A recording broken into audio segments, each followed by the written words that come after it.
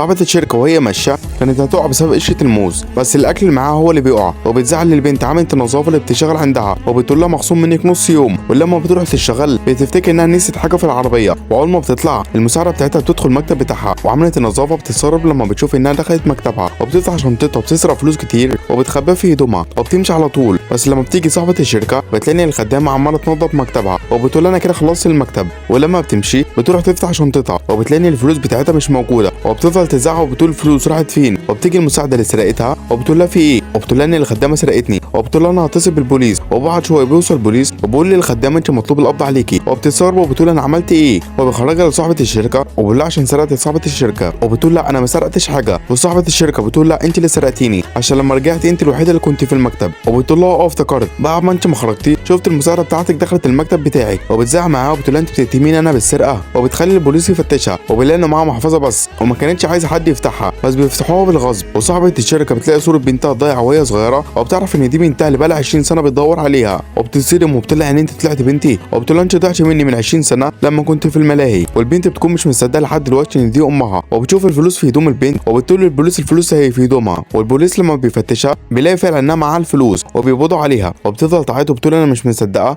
اني لقيت بنتي بعد السنين دي كلها.